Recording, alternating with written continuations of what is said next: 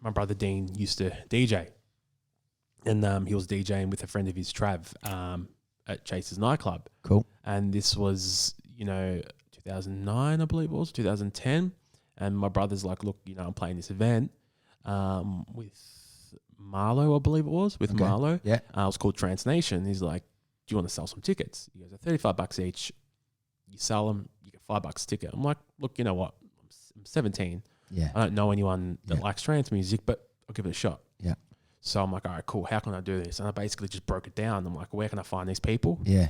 I looked up all the Facebook events. When the Facebook events were booming, and you didn't get a million invites. It was only hundreds. So people actually clicked attending, not going.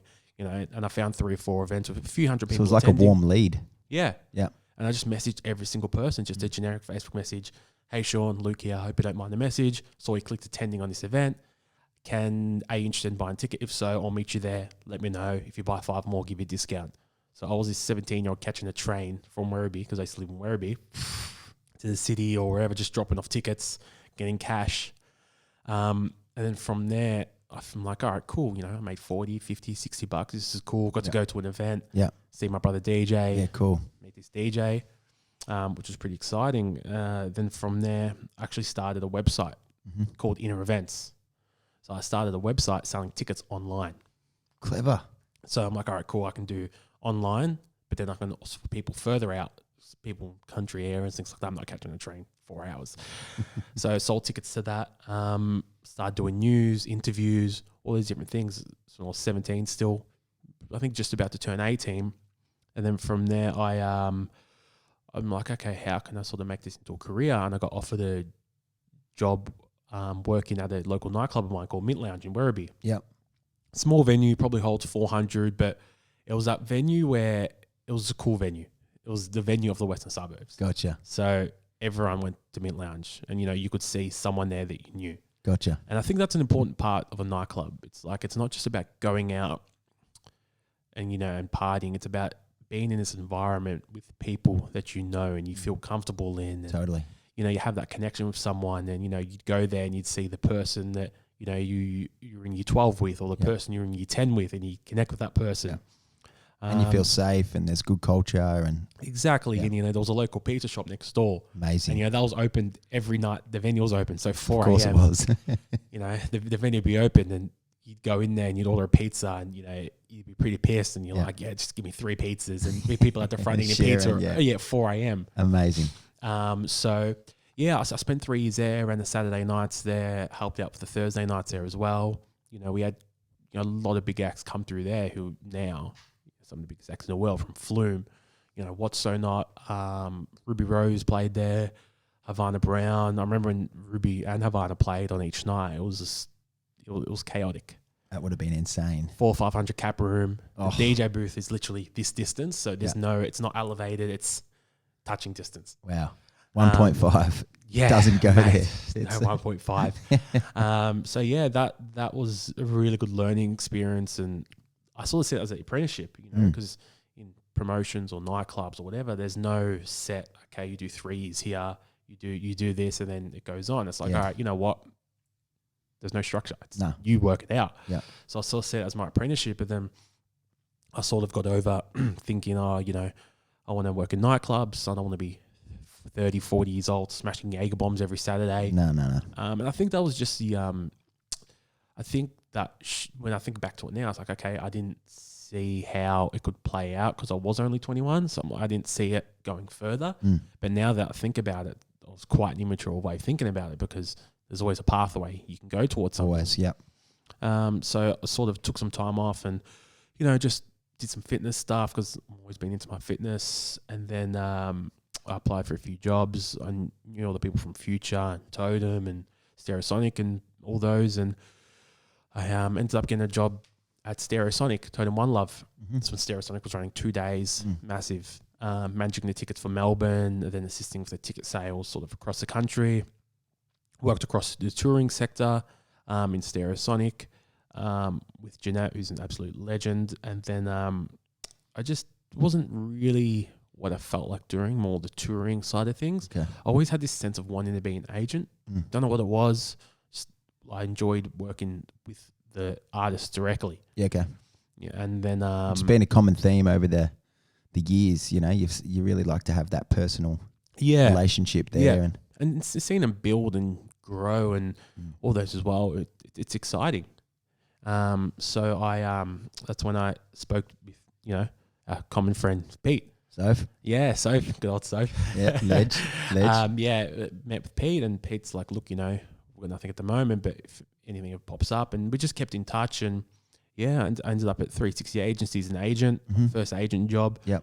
I was repping Tenzin and Generic back then, and who else did I have? I found the first artist I signed was one of the first artists was Odd Mob. Okay. We're now, great artists. So, I was working across some good artists back then. And you felt that was the opportunity with 360 and Pete. Was that the opportunity that almost blooded you in some sense and got you really about the industry and interested in being more agent focused? Yeah, definitely 100%. And, 360 wasn't, a massive in terms of staff. There was probably 4 or 5 people working in 360. Yeah. So it was a really tight knit, and as you know, Pete, the way he operates is really, really smooth. So everything was smooth, and I learned how to do everything the right way. Nothing was rushed. It's like, all right, cool, do everything right. And it wasn't a massive agency in terms of how many artists were on the roster, but it was everything was quality. Everything was quality, which was great. And obviously Grant is now based in LA, but just being around both of them, was different bits and pieces, which I picked up, which was awesome. And still now, I looked at both of them. They're amazing at what they do, and Grant's smashing it in LA. Yep. And Pete can do just about anything, it seems. Yeah. He's everywhere. Everywhere. Yeah. Do you think you always had that little entrepreneur? You think of all the times back in the day where you would go and self-evaluate and where you're at. Like, has that always been like a common trend for you? Like, all right, I'm in this position now. I don't know if I'm comfortable, or are you always trying to explore and improve? I've always had that entrepreneur side of me. I don't know what it was. I don't know why, but just, growing up, I used to look at Apple stocks when I was like 16, and, all those different bits and pieces of just, I used to read entrepreneur.com and different things like that. And I've just always had it. And I don't know what it is. It's just, so it's not the fear of magpies. It's not the fear of magpies. That's a whole nother topic. That's a whole different counselling session. Yeah. Just leave me alone. Don't talk about the magpies, all right? I just want to go for my run. I'm not going to take your babies. I'm not going to attack anyone. I'm all good. I support Collingwood. So just give me a break. Oh, wow. Yeah. So you swung that way. Yeah. Well, we won't talk about them too much because I'm a Saints man and we're shit, and, we're building, but it's been a tough relationship, my relationship with the Saints. It's been a long build. It's been a long build. It's compared to you with your, if we go back onto this, hasn't been as much of a long build, but it seems like you just quickly advance in terms of seeing opportunity and taking it, man. That's something to take your hat off to. Yeah, thank you. Yeah. I've been doing this for 10 years now. Yeah. So where the fuck is that time gone? It's 10 years, and I'm 28 this week. So it's it's always a good journey. It keeps me on my toes, and every single day is a challenge. Totally. Yeah. Now, was the connection from 360 to Lucky, how did that all eventuate? So I think Pete and Grant, they always had their, especially Grant going overseas and Pete working on other projects. He was working on the Royal Croquet Club at the time. I played at that. Yeah, really good event. So, them working on that, I think their focus has changed a little bit, and they want to focus on other things, which is, completely cool. And 360 ended up being acquired by another company. Yep. And at that point, I saw the chance to be like, okay, I can either go work with this other company. Yep. But then I also knew Luke and Kieran quite well, and they're like, look, we've always worked together really well, and we've known each other for a while. Why don't you come work with us? And we know that you know what you're doing. You could be a partner in this. Yeah. And I just pretty much took that opportunity, and I saw the growth at Lucky, and took that, and I'm like, all right, let's do it. And that was, 4.5 years ago now. Oh, yeah. So I've been here nearly 5 years. And from then, we're just an agency and management company, and we've expanded to events, and, we ran Ultra Music Festival for 3 years so far. We've had Chainsmokers, Marshmallow, Martin Garrix, DJ Snake. The names go on and on. Yeah, we've got 2 record labels, which are both doing really well. And amazing artists from Will to Mashing Kutcher to Tiger Lily to Joel to Havana Brown now to Marlo. There's a few to the young ones like Tyrone. You know, he's only 21, 22, and he's got 2, 3 gold records. Incredible. Nuts. What, as an agent with your agent hat on, what is the focus, or what is your, I guess, what are you looking for when you're scouting or when you're trying to find something? Is it all how many likes someone's getting, or are you listening to something and going, you know what, I really vibe this sound, or is it a combination? I think it's a combination. The likes aren't too much. It's a combination. I think each act is so different. You know, I was reading something the other day, and it's like you either have an act that's an amazing performer but not an amazing producer. Yeah, gotcha. Or you have an amazing producer but it's not an amazing performer, but it's very rare that you have both. The unicorn. The unicorn that comes together. And obviously, you know, I'd love to constantly find unicorns, and we're lucky. we've got a few of them. But, you know, that's the ultimate thing. Yeah. And a lot of the biggest performers in the world, their production's amazing, but then their show's just amazing. Like Will's production is next level, but then his shows, his energy is just ridiculous. Yeah. It's nuts. I've seen some of his clips on the gram, and it almost just makes you want to jump down and do 20 push-ups, because he's just on top of his decks and he's just fist pumping. Mate, is that what he does? His energy is just, and you can just turn on like that. Really? Yeah. Like he literally just turns on like that. It's amazing. And I've seen him perform how many times, and every single time he just nails it. Absolutely nails it. He's just got this sound, and the smoke machines or kick off, or what are they? Those things, a blowout. Yeah, so he's got you know, depending on the venue, and ideally it'd be great to have confetti and CO2 and pyro for all those shows, but some venues can't facilitate it. But you know, the CO2 is great, the confetti is great, the pyro is great. It just adds to the show. And is that something that you guys organise, or? Yeah, we organise it. You're reeling it off like we organise it with the promoters. That's cool. Yeah. You always think, what's the back end look like? How does that? You know, how does he build this show? Is it something that is a lucky thing, or is it something that Will sits in a boardroom and goes, "Hey, I'm thinking about doing this. I want to bring this in," or is that something you collectively sit around a table and say, "I reckon you do this. I reckon you." Yeah, I think it's important the artist has a vision where they want to go, how they want to be portrayed, and then from there the team helps execute that. Okay. But I do think it's important an artist be like, okay, this is how I want to be viewed. This is what I want to do. And then management and the team be like, all right, cool, we can add this, we can change this. Oh, we don't really think this is going to work, but hey, support. Give it a go. If it doesn't work, bad luck. If it does, great. Yeah.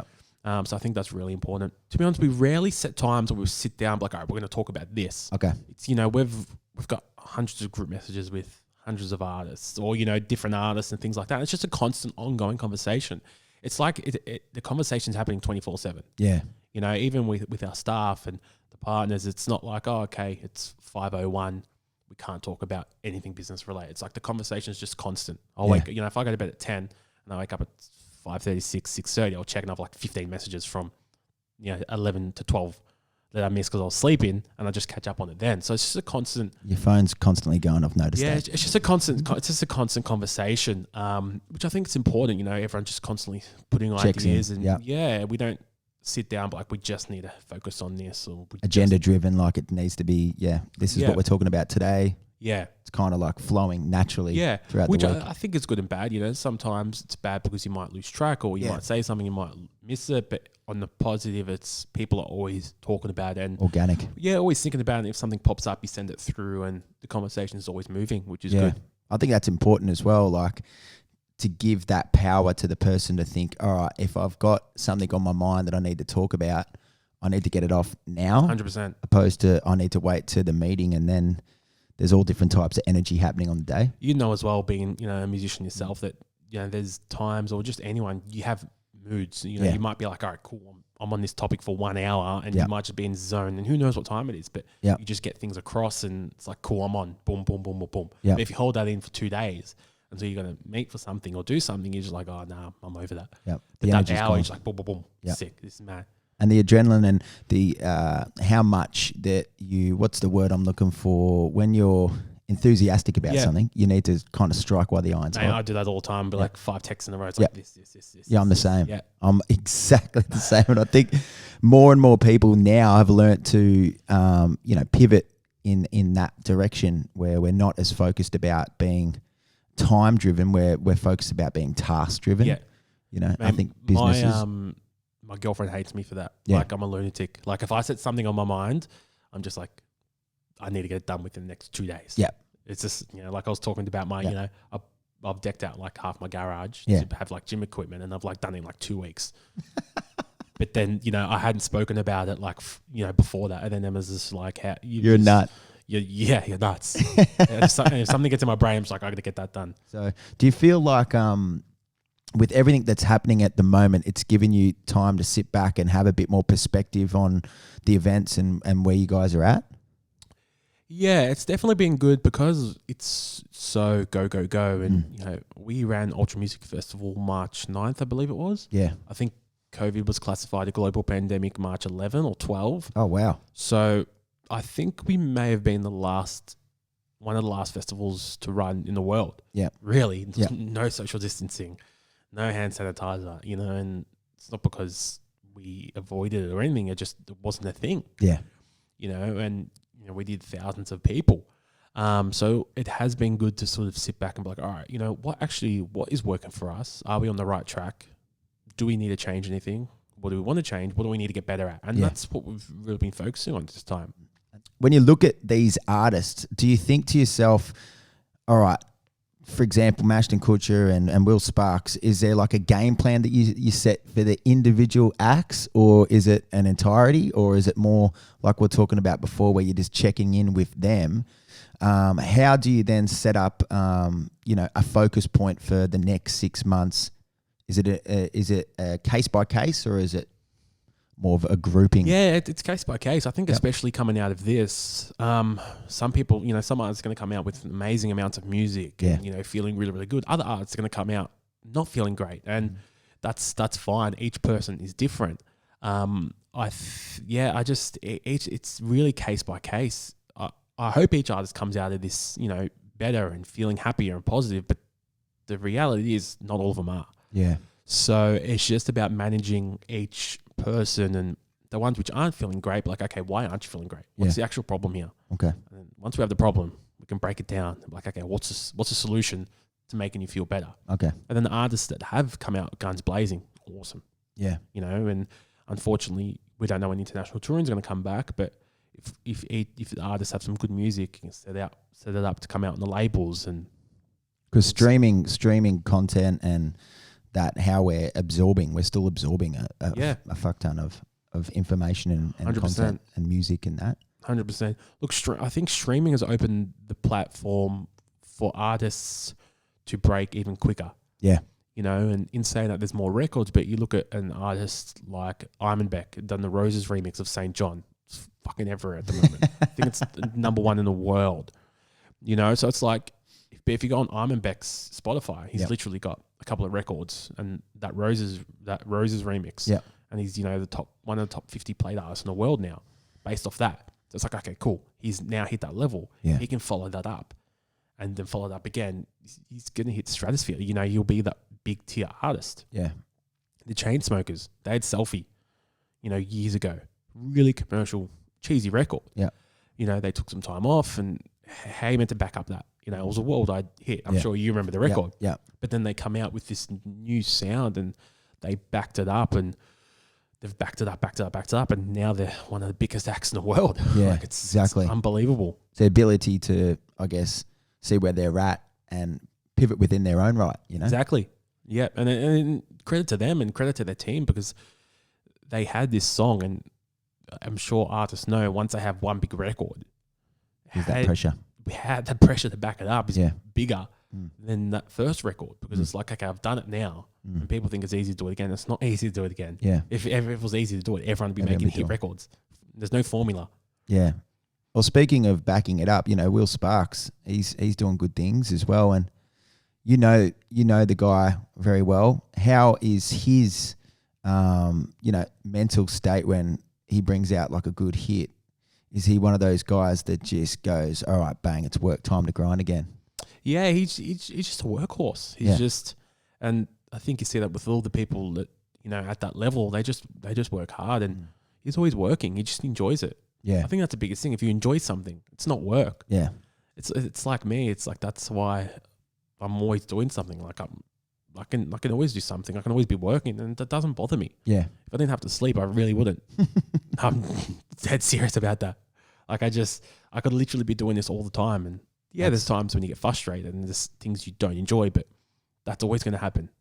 It doesn't. It gets freaking boring. So true. I love that, man. What about the support that you're giving your artists within Lucky that might be struggling with some mental demons himself? Can you see the signs, or is there something that's going out to the crew? Or it's hard to see. I think like if it is happening, people don't want to talk about it. Yeah, it's a big thing. Yeah, definitely, it's a big thing, and whether that's each person because they want to keep it to themselves or just talk to their family and friends or partners is completely fine. But then other people might be too proud to talk about it, to be honest, or you know, not an ego thing, but they'll be like, I've always had this persona. I don't want people to think I'm this. Yeah.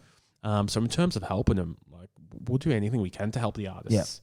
Because at the end of the day, we want their mindset, and we want them to be positive, working towards what they want to do and hit their goals.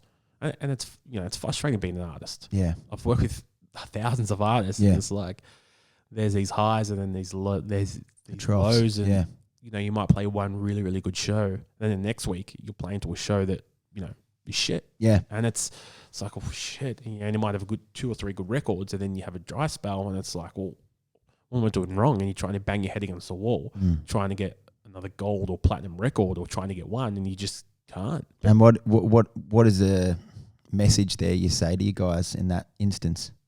Is that something that you communicate to them, or you just let them be? I think each person's different depending how that person is, but I just say, just keep following your gut, just keep doing what you're doing, keep putting in the work, and the results will come. That's the way I see it, and I could be wrong, but that's my thoughts on it. It's a common trend. I think a lot of people say follow your gut, so there has to be some truth within that. If you feel like something is a good thing, or if you feel like that something's not a good thing as well, trust your gut and buy in. I think what makes it difficult as well is not just for artists, but everyone from actors to all those people. You might have a couple of years where you do really well, and a couple of years when you drop off. But it's like, hang on, if I'm still putting in the work, why hasn't that continued? Yeah. And we probably see this a lot with actors as well. There's how many actors are there that were super, super hot, and all of a sudden it's just like drop off the radar. They've dropped off the radar, and you don't know why. And the other thing is, I can't even think of someone off the top of my head that was a big deal a couple, was doing amazing things in the movie space a couple of years ago, and now all of a sudden they've just like. I think of like Keanu Reeves, at the start, Matrix, or Bill and Ted's Excellent Adventures, and then he had some quiet time there for a little bit, and then obviously John Wick's come out and he's kicking the shit out of him. How good's John Wick?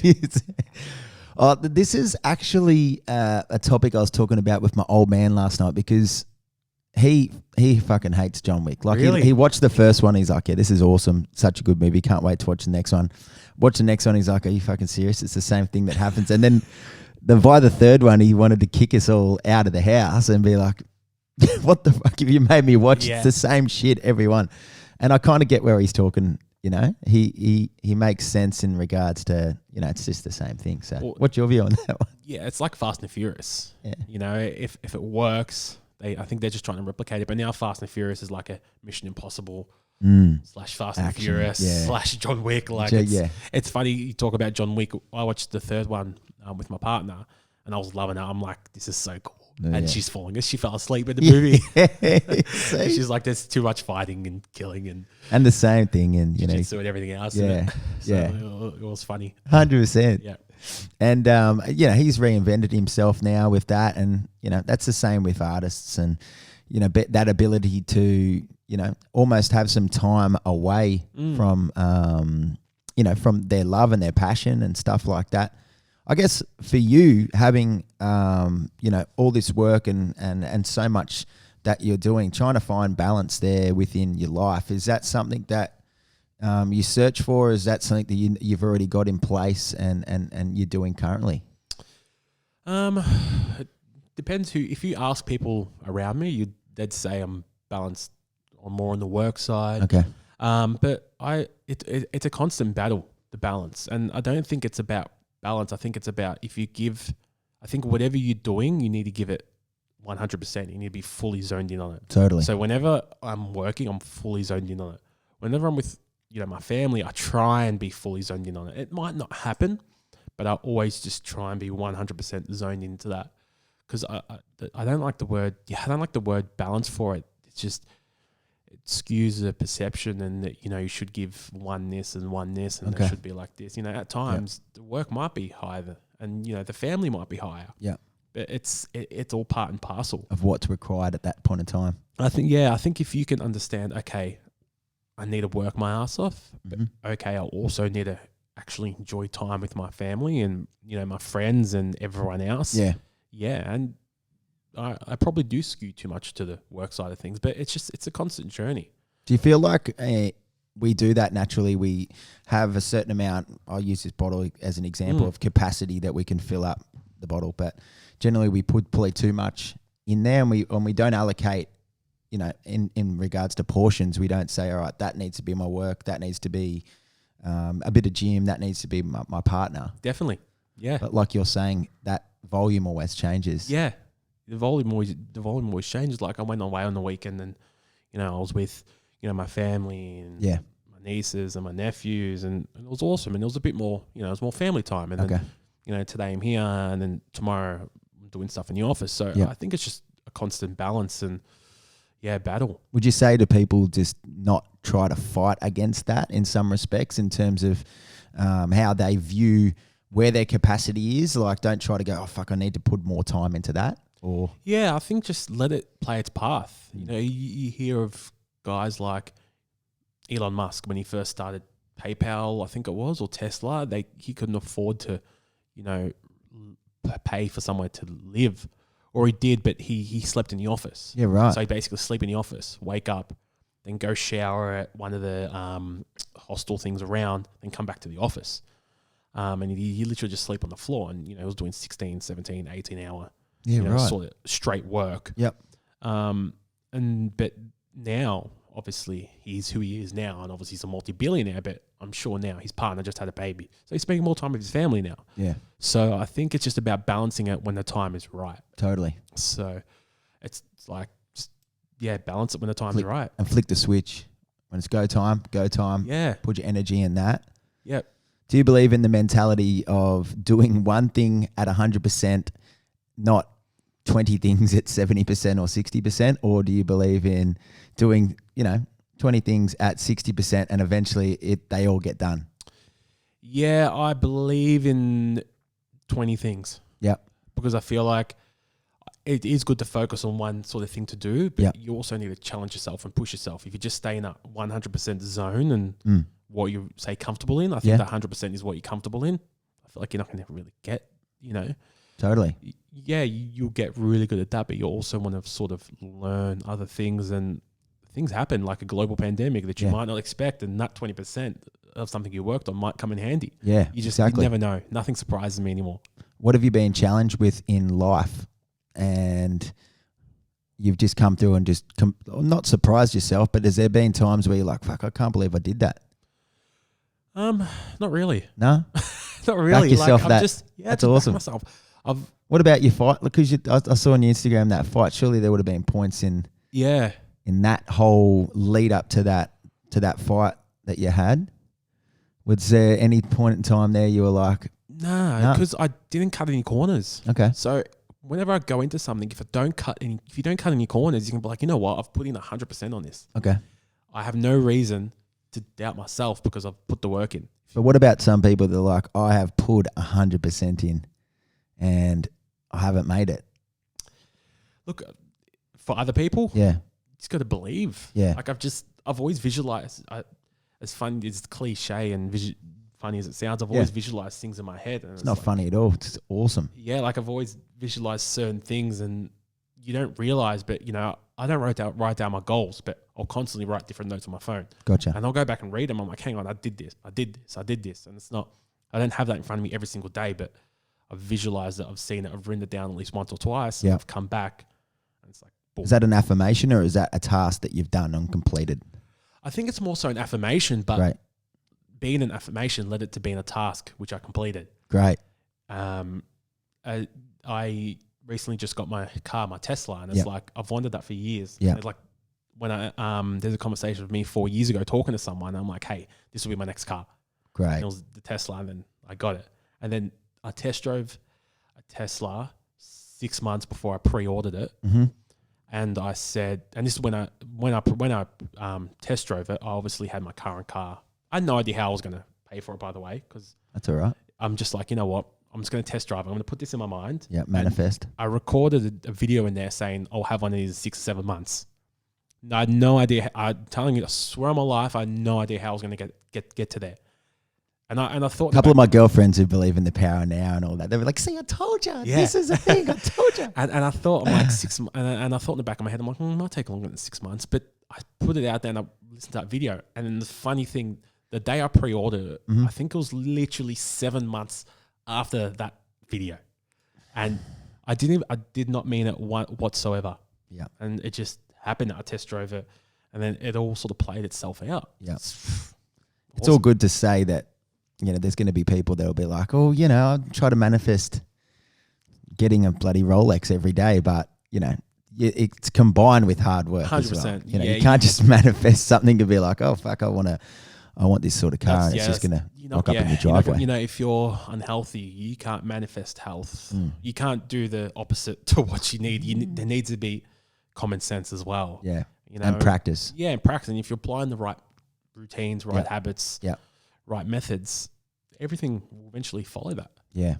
So I think that's awesome, man. And applying the habits now with the demographic, or actually with what's happening now in with COVID and everything like that, how is the habits changed within Lucky? Like especially how are you going to pivot for the future? What's the focus now for you guys and your team here moving forward?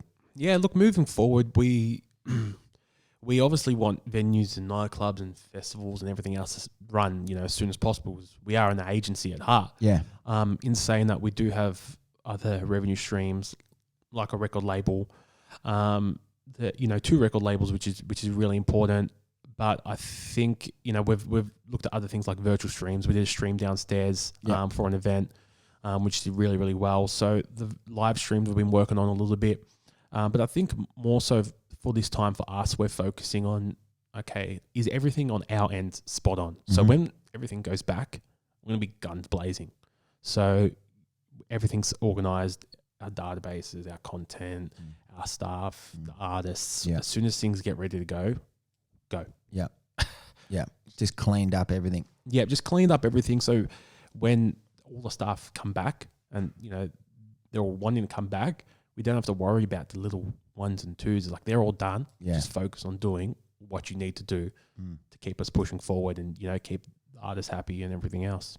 Has there been some surprise packets for you at Lucky with the acts that you had thought, oh yeah, I had a good feeling about this person, but then to go on and, they've done some great things. Is there any that stick to mind?